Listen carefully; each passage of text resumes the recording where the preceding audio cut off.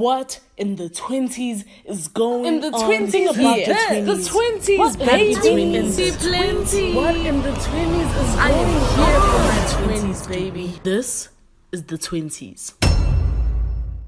Welcome back to the podcast. I'm your host, Zama Mkize, and this is What's in the 20s, a podcast where you listen to me grow through it, baby. I'm so excited. I'm so happy. I'm so gassed. I'm so relieved to be back. I have not recorded in the last 2 months. I've seen the comments, I've seen the messages, I've seen the DMs. I get it. I know. I'm so sorry. I had a bit of a situation. I had to go home back in Durban for a bit and just take care of that. Take care of my business. You know, I just had to take care of some business. And I missed being here. I missed, being able to record, being able to talk to you, being able to just like, chat it up. Today's episode, speaking about, had to go settle my business. The topic is really, mind your business. And this topic, I don't know, when I've heard the words like just mind your business, when you're young and you're growing up and you learn to just hear like, yeah, mind your business or whatever it is, you kind of think it's just a way to just like shoo someone off. Like, no, like don't worry about me. Like, don't stick your nose into like what I got going on, like mind yours, take care of you.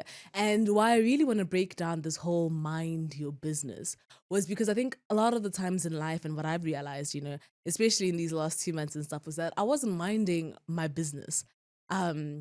I wasn't taking care of my business. I wasn't checking in on my business. I wasn't, really understanding what's going on with my business. I was just kind of, when you just get to that stage, you just kind of like just living life, doing what you can, trying to make it through the day, just going along as it is, but you're not really kind of focused on what is actually going on in your life, what is actually going on in your business. You know what I'm saying? And I think very often, the saying where it's like the grass is greener on the other side. And then people say the grass is greener where you water it. I think that is something we really we really have to take hold, and take charge of, like, understanding is that with your business, if you keep minding it, if you keep focusing on it, if you keep zooming in on it and water that garden, right, you just might find out that the grass might turn greener instead of constantly thinking that like, oh, I wish I was somewhere else, I wish I was doing something else, I wish I was with someone else, like just always thinking about a better tomorrow, a different place, a different this and that, and making excuses for why our grass just can't be green right now, right? And now we're focused on just thinking about something that isn't here right now. We put so much energy and time and whatever, just being so consumed about other possibilities that we're not even minding our business. Meantime, in your business, in your garden, right, there are things rotting. Right, your grass, your little garden, your little vegetable thing that you got going on, your plants and all of that. There are plants and there are fruits rotting. There are plants, there are fruits that are dying. There are plants, there are fruits and vegetables that are not growing. There are seeds that are not growing, and in your life that could look like, for example, goals that you set for yourself that are just not growing, plans and ideas and things that you wanted to see come to fruition, dreams, you know what I'm saying, that are just not growing, relationships that are dying, friendships that are dying. You could be finding yourself in a space where things are just, they're starting to rot. Your habits are starting to rot your little garden. Your rituals, the things that you partake in, the things that you're so used to doing that are holding you back are starting to rot your garden. But you're not minding your business, so you're not taking notes that this is happening. That because you keep doing this, because you keep consuming this, because all your time spends is going towards this, because you're stuck in this toxic relationship and this cycle and this toxic workplace and just dreams and just plans that you have for yourself that you're not working on, all the rest, they're starting to rot. And what happens when things rot? They die. And the thing about things that are rotting, if you don't get rid of that one fruit that's rotting, it begins to mess up the entire basket, right, of all the other fruits and stuff like that. If you don't, you know, zoom in on what is it in my life that is polluting everything else, that is, coming in between, just kind of distracting me from all the other stuff, right? You're going to realize that it's messing with everything. And I think that we now need to speak about neglecting your garden, what that looks like when you don't mind your business, when you become so used to looking over and thinking about other things and what other people have going on, or just not paying attention to what's happening in your life, in your reality, is we begin to neglect and not water our grass. We begin to not take stock of the environment that the seeds that we're growing are in, right? So, do we have sunlight? Do we have water? Is the soil conducive? Is, all of that kind of stuff? What are we doing in our day to day lives, our habits, and all of that kind of stuff that are going to help grow these seeds, that are going to help grow these prayers and dreams and promises that we made to ourselves? Sometimes I feel like we will we will write down goals, yeah. Sometimes I think it will just be like, sit there and be like, these are things that I want for myself. This is how I see the next 2 weeks, 3 weeks, 4 months, a year to look for myself, whatever. We will start having prayers. We'll be speaking to God. God, I trust you to bring this to pass and all of that kind of stuff. And then we just kind of put it away and move on and just hope that the universe somehow heard us, and it just keeps going. And so we take our business and we put it at the back of our mind, essentially. And that's not really minding it, if that makes sense. It is kind of just hoping that just because you said it, it's going to come into action. I'm thinking about like how I've started putting my vision board as my wallpaper type of a situation, because I feel like I need to constantly be reminding myself, seeing what is it that I'm saying that I want for myself? What is it that, because I feel like sometimes I'll make a vision board, I'll say things that I want, I'll, think about all of that kind of stuff, but then I'll forget. Like I'll just I'll just go on with my life and whatever the month and all of that kind of stuff. And by the end of it, I'll realize like, okay, what have I actually done to like make sure that I'm coinciding with what I wrote for myself and all the rest? But it's like you just move on. Life takes over as it does. Responsibilities come. You got to show up for this. You got to show up for that. That you forget what the hell it was that was even on that vision board, at the beginning of the year when you put it together, like what are the things that you want? And I feel like you need to keep putting things in a space where it's constantly in your vision, it's constantly on your mind, where you're constantly repeating things to yourself. You have to be consistent, right? You have to be consistent with watering that plant, consistent with putting it outside and getting some sunlight and all of the rest. I'm thinking about, there's this plant in Durban when I was home. It's so dramatic. Oh my word, this is the most dramatic plant I have ever seen in my life. Because basically, in the morning, I woke up, I went down, and like all the leaves were down. It looked lifeless. It looked like it was on his last leg. Like it was honestly giving, like, I have to replace this plant. Like, I don't know. And I know if you guys have plants, if you're a plant mom, plant dad, I'm pretty sure you know what I mean. Like when you see that plant and it's like, it doesn't look like it's got anything in it, right? And I knew that I hadn't watered it in a while. I don't know. It just wasn't on my mind to water this plant. But I was just like, let me just water it for a bit today. And I did it, and this was in the morning, right? By the time it was the afternoon, those plants were sitting up. They were sitting straight up. They looked so lush, so full, so I looked like such a responsible parent. And I could not believe in a matter of hours just how quickly, they were just thirsty. They were just dehydrated. They just needed something. They needed care, they needed love, they needed nurture.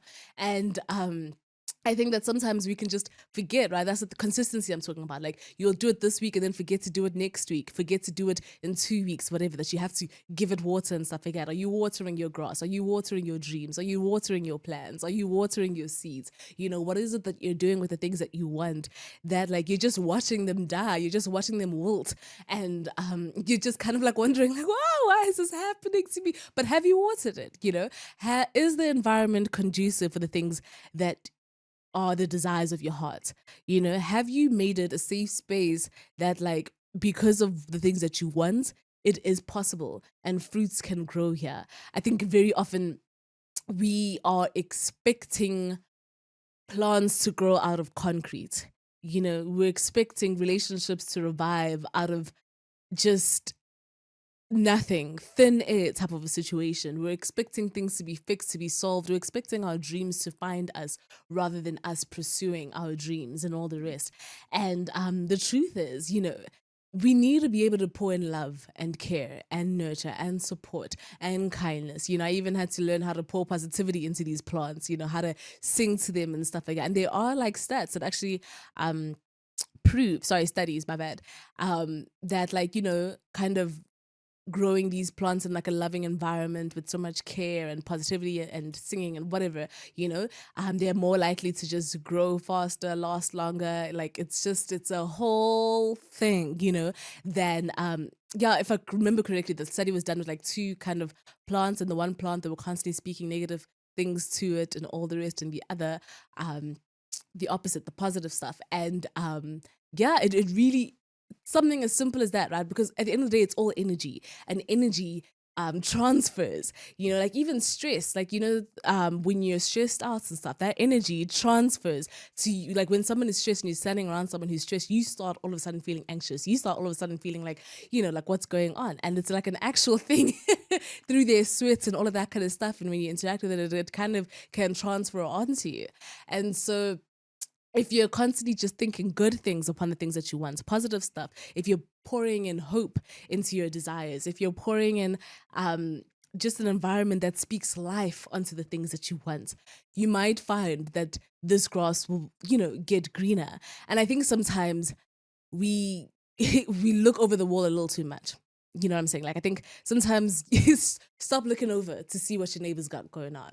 What's going on in their business and stuff. You'll be looking at that grass thinking, I want this grass so bad. I wish I had their grass. That time that grass is fake. It's an astroturf or something like that. You don't even know. And you're just dreaming and wishing and hoping, and like you don't even look after your business because you're so badly wanting what that grass has. Or you want their seeds, and you take their seeds, you put it into your garden, and it doesn't grow because the environment isn't suitable in your yard to grow what they got going on, right? You take their dreams, their visions, you take what you're seeing somebody else achieve, their goals and all of that kind of stuff, and then you make that your standard in your life about what you want. You're seeing what other relationships are getting and receiving, the way that they gift things and all of that kind of stuff, and you make that the standard for your relationships.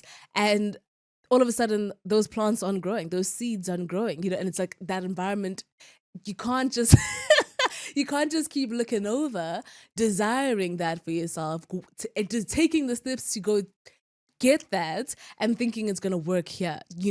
I think we need to keep reminding ourselves about the importance of individualism, the importance of being unique, the importance of wanting things that align with our own beliefs and opinions and desires, that we don't have to keep wanting to photocopy what is working for other people.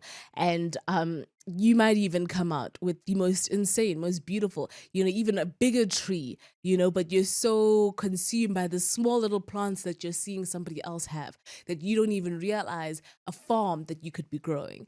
And I think sometimes we can get so lost and so like, you know what I'm saying, so distracted, and we lose focus, we lose sight of our own purpose, we lose sight of our own path and our own journey because we invest so much in wanting to mimic somebody else's. And we begin to feel inadequate or less than, or feel like something is wrong with us, or feel like there things aren't right. Things just aren't right because of how badly we think that if it's working for them, then it should work for us. That isn't the case, and I think that you would feel a lot more at ease and a lot more at peace if you stop comparing and stop desiring, what other people have going on.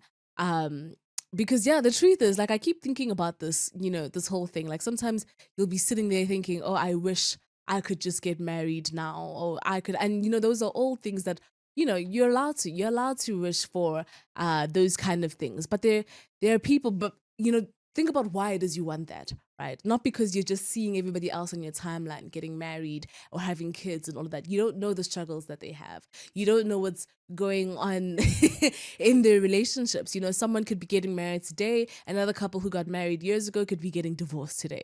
Like life just does what life does, and you need to interrogate, what is it that you want, and is it because it makes sense for your vision, for your purpose, for your desires, for where you see yourself, where you're going? Or is it because you just so badly want to give the impression that you can too? That you can have it too, that you can do it too, that you can be it too. And I think it's really important. When I say mind your business, when you gotta take your business and you really gotta put it to your mind, like what is going on? What is it that I want? And now when you grow this garden, when you're so focused, dedicated, you're consistent, you do it over and over, you're watering it, you're doing everything right, you could now have to start thinking about who has access to this garden, right? Who's allowed to come in? Are there parasites you're inviting into your garden? Are there people who just keep taking and taking and taking from you? People who are starting to rot your dreams, your goals, your plans, your desires, your aspirations, your visions, your purpose, all of that kind of stuff? Are there people you are letting in that are deterring you away from where you're trying to go, that are distracting you? People that are holding you back, people that are making you small, people that are making you feel less than, people that are not adding to your growth, people that do not see where it is that you're going, people that are not supporting you, people that are not championing you. Who is it that you're allowing to have access to see what's going on here? You know what I'm saying? To be able to just, there's some people who just come in and start stepping on your plants, stepping on on your vegetables that you got going on. They just start plucking out the roses you've been growing in this garden, and they don't care type of a situation. The people just walk on that grass and they don't care. They just damage it. They destroy it. They kill everything that's good that's going on in there. What is it that you're doing? Who is privy to this garden that you've built? Who gets to enjoy that space with you and uplift that space and grow that space with you? There's some people, if we're so fortunate that bringing them into our little spaces, into our little bubbles, into the things that we want to do, they help make it bigger. They help empower it. They help give you a better foundation. They inspire you with ideas. They motivate you when you feel like slowing down. They start championing you. They're rooting for you. They actually want you to win. And there are people that do the exact opposite. People that actually aren't here for your growth. They don't want to see you succeed. They don't want to see you do better. They don't want to see you do more, and they're kind of just polluting everything that you got going on here. You really gotta, there's a reason we have fences, there's a reason, even if you've got like a vegetable garden and stuff, you don't want your dogs running out over them and stuff like that. So they put a little fence around it and stuff like that so that unwanted things don't get to come in, right? Unwanted relationships in your life. You got to put a fence and put a guard up as who gets to experience this healed version of you? Who gets to experience this improved version of you? Who gets to have access to it? Who gets to enjoy you? Times don't just let anybody in. It's poor self-management and poor self-regulation to just be like, everybody can come in. Welcome, everybody just you have to be more responsible, because you've invested so much, right? You've invested so much into your healing. You've invested so much into your plans, your goals, your dreams. You've invested so much in the things that you want. You invested just so much into being this improved version of you. You've invested so much into your business. You know what I'm saying? So you're not just gonna lose it all just because you know what I'm saying. And think about like temporary pleasures versus kind of like like just delaying that gratification because you know what the reward is going to be. And I think that yeah, when I speak about who has access, I want us to be more clear and radical and serious about that, because I don't think we realize how often it just takes the wrong person being allowed in to deter you and take you a completely different direction. How quickly allowing the wrong thoughts to occupy your mind can take you somewhere you were never meant to be in the first place.